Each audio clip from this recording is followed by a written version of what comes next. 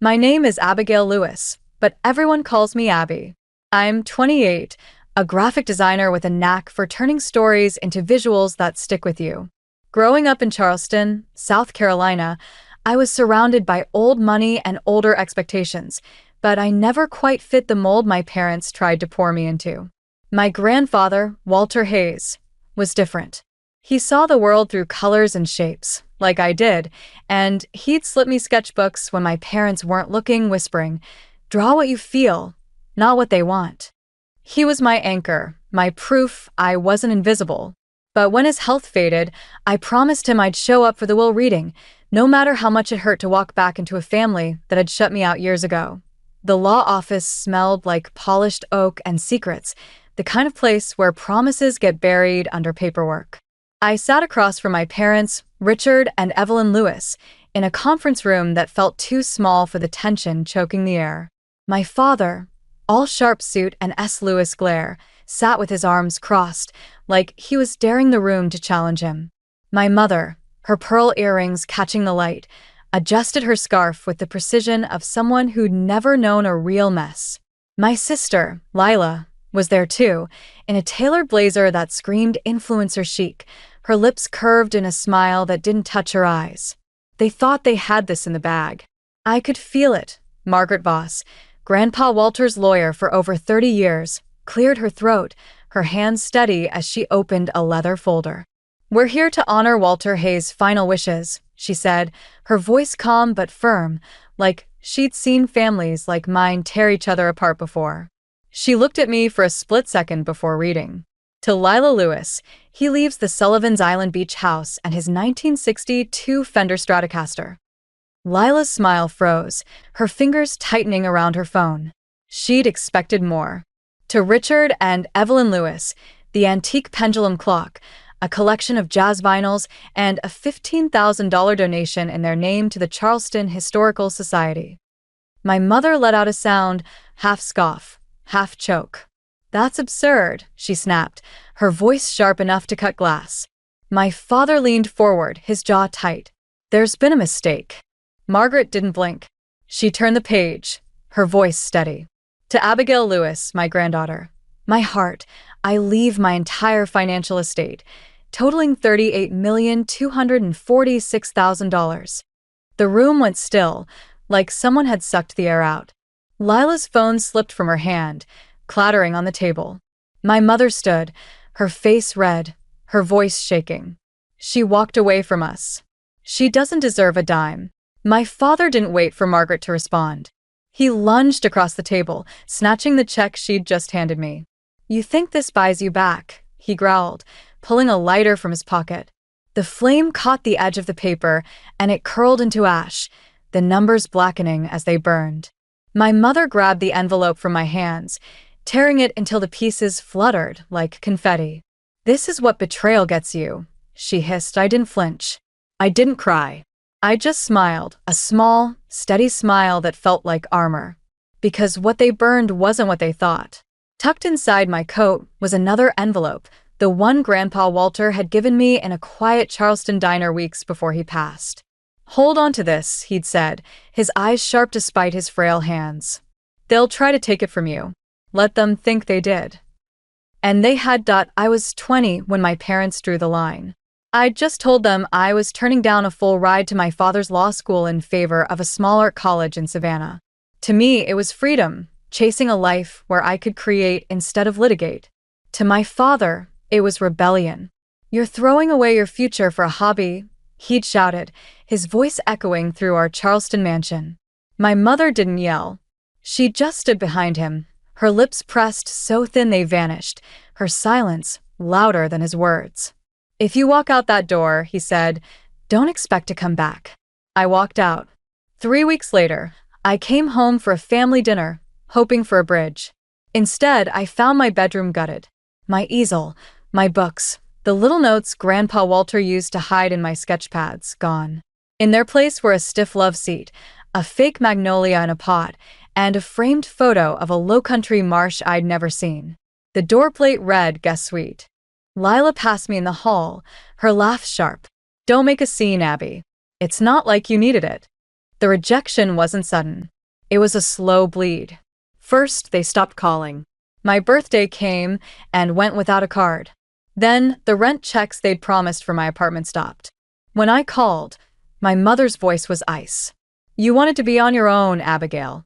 Now you are." I would have lost everything if Grandpa Walter hadn't stepped in. 2 days after my eviction notice, a wire transfer hit my account. Exact, no questions, just enough to keep me afloat. With it came his letters, written in his careful, slanted script. "You're not weak for struggling," one said. "You're strong for standing." He never judged me for leaving. He never asked me to grovel. He just saw me. The last letter arrived a month before he passed, folded in my wallet like a talisman. "Survival is your first victory," he wrote. I carried those words through every rejection, job applications, family gatherings, the quiet nights when I wondered if I'd made a mistake. I carried them still, even as the ashes of that fake check settled on the conference table, my hand brushing the real envelope in my coat. My family thought they'd erased me. They didn't know I'd been building my own foundation all along. Back in my apartment, I locked the door and kicked off my shoes, my legs shaky from holding myself together too long. The envelope Grandpa Walter gave me was still in my coat, its weight heavier than paper should be. He'd handed it to me in a dimly lit booth at a Charleston diner, wrapped in a linen napkin like it was sacred. "Don't open it unless they burn it," he'd said, his voice low but steady. And they had it. I broke the wax seal, my fingers careful, like I was unwrapping a memory. Inside was a check, nearly identical to the one my father torched, same amount, same signature, but marked in red ink, non-negotiable copy. Taped to the back was a small USB drive and a note in Grandpa's blocky handwriting. "Let them burn it. Then open the real file." I plugged the drive into my laptop. No password, no delay, just a folder labeled Legacy. Inside was a PDF, a trust transfer form, signed, witnessed, and filed through a firm I didn't know. The account number ended in digits I'd memorized as a kid, Walter's birthday, reversed. The funds were real, transferred weeks ago. The check they burned? It was a prop, a trap Grandpa set. Knowing they'd show their hand, I leaned back, the quiet of my apartment wrapping around me like a blanket. This wasn't about their betrayal anymore. It was about Grandpa's trust in me, his plan to outsmart their greed. He'd seen their moves before they made them, and now I would too. The next morning, I tried to check my bank account, more out of habit than worry. The screen flickered, then flashed an error. "Account not found." I tried another card, declined. My pulse quickened, but I told myself it was a glitch, maybe a fraud lock from the will-reading chaos. When I called the bank, the rep's voice was cautious. "Miss Lewis," he said, keys clicking in the background, "your account's marked inactive. Deceased, actually. Certified by the county registrar 2 weeks ago." My throat tightened. "That's impossible." He paused. "I'm sorry, ma'am. You'll need to file a correction." I hung up, my hands cold. At the DMV, the clerk confirmed it, her eyes soft with pity. "You're flagged as deceased, Abigail Lewis. Death certificate filed. It could take months to fix." I walked out into the Charleston humidity, the world feeling unsteady, like the ground had shifted under me. Across the street, I saw her, a woman half hidden under a live oak, her sunglasses too big for the cloudy sky. She wore a pale blue scarf, the one my mother swore she'd lost years ago. She didn't move, just watched, her stillness unnerving. I stepped into the crowd, moving quickly but not running, my heart pounding. When I glanced back, she was gone. Back home, I spread out Grandpa's old letters on my table, their words like anchors. This wasn't just about money. They were trying to erase me, legally, quietly, completely. And someone was making sure I felt it. The brass key had lived in my nightstand for years, wrapped in a faded handkerchief Grandpa Walter gave me when I turned 18. "This is for when you're ready to claim your place," he'd said, his eyes twinkling like he knew something I didn't.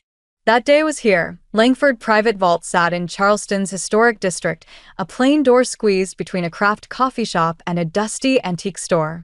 The clerk took the key, checked her ledger, and led me to a cold, narrow room lined with metal boxes. Box 17, she said, sliding it open before leaving me alone. Inside was a black fireproof folder, its surface cool under my fingers. I opened it to find a certified cashier's check, $38 million, real, with the bank seal pressed into the paper. Next were deeds to Walter's Charleston properties, every acre in my name, and stock certificates for Hayes Coastal Holdings, granting me full control. Tucked in a velvet pouch was another flash drive, AT home. I played the file. Grandpa's face appeared, sitting in his sunlit study, his voice steady despite his age. If you're watching this, Abby, they've tried to bury you. You were always the quiet one, the one who felt too much but never broke. That's why they feared you. That's why I chose you. He leaned closer, his eyes sharp. This isn't just money, it's your legacy. Build it back. The screen went dark, and I felt a fire ignite inside me. Grandpa hadn't just saved me. He'd armed me. A plain envelope was taped to my apartment door. No stamp, just one line in neat print. They didn't burn the real check. Look in box A3 at Langford Security. No signature, no clue who left it. I sat at my kitchen table, staring at it, my mind racing. Grandpa once mentioned box A3 over coffee, laughing about where the real treasures hide.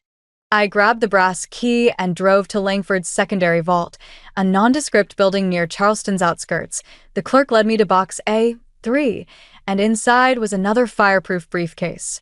I opened it to find my original birth certificate, Abigail Lewis, no trace of my stepfather's name. There were 12 letters from Grandpa, written around key moments. My art school acceptance, my parents' vow renewal I wasn't invited to, the Christmas I spent sketching alone. One line stood out, repeated, "They can't erase you while I'm here." Beneath was a will, dated after my supposed death, naming me sole beneficiary of the Hayes estate.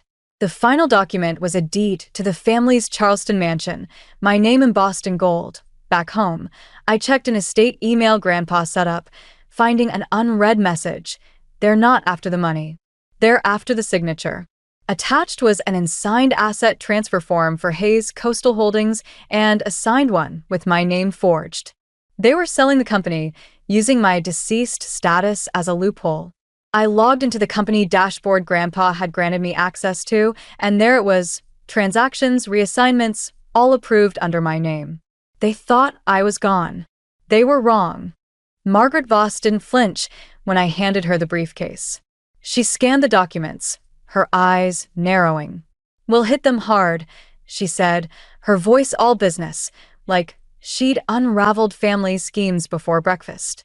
We filed the challenge in 48 hours, and by Monday, I was in a Charleston courthouse that smelled like wood polish and old arguments. I wore a black blazer, not for grief, but for strength. My parents arrived with a slick lawyer, his suit too tight, his smirk too loose. Lila trailed behind, scrolling her phone, avoiding my eyes. Judge Clara Holt, known for cutting through nonsense, called our case. Margaret stood, her voice clear. "We contest the execution of Walter Hayes' estate on grounds of forgery, coercion, and identity suppression." The opposing lawyer scoffed. "This is a desperate rewrite, Your Honor. My clients are the rightful heirs." Margaret tapped her tablet, and the courtroom lights dimmed. Grandpa's face filled the screen. "If you're seeing this," he said, "they've tried to erase Abby. I chose her as sole heir because she endured, because she's stronger than they'll ever know." The room went quiet. Lila's phone slipped to her lap. My mother's face drained of color. My father shifted, ready to interrupt, but Judge Holt's hand stopped him. "Enough," she said, her voice like steel. "You didn't just deceive this court. You tried to erase a person." She turned to me. "This court recognizes Abigail Lewis as the sole heir to Walter Hayes' estate. The respondent's assets are frozen pending investigation." I exhaled, not relieved but unburdened. The fight wasn't over, but the truth was out. Lila texted me later that day, her messages shaky. "Please, Abby. Then, can we talk? Just us." I agreed to meet at a Charleston cafe, neutral, no memories attached. She was there when I arrived, stirring a latte she hadn't touched, her eyes red. I didn't know about the death certificate, she said, her voice breaking. They told me it was just paperwork. I signed what Dad said to sign. I set my phone on the table, screen off, but recording. I didn't mean for it to go this far, she went on. I thought we were protecting the family. Protecting what? I asked, my voice steady. She flinched. The legacy. I didn't think you'd fight. You always just left. She wasn't wrong. I'd walked away before. But not this time. I'm sorry, she whispered, a tear smudging her mascara. I was scared they'd cut me out too. I believed she felt regret, but it didn't change anything. I stood, pocketed my phone, and walked out, her voice fading behind me. The Charleston air smelled like salt and coming rain, and I pulled my coat tighter, not looking back. The courthouse steps were quiet the next day, just the tap of my boots on stone. In my hand was the deed to the Hayes estate, my name bold under the county seal. I paused at the bottom, took a photo of the document, and typed a caption. They tried to burn my name. I rebuilt the foundation. No fanfare, just truth. I shut off my phone and walked to the small art studio I'd bought in Charleston's French Quarter, a narrow space with tall windows and worn floors, nestled between a bakery and a vintage shop.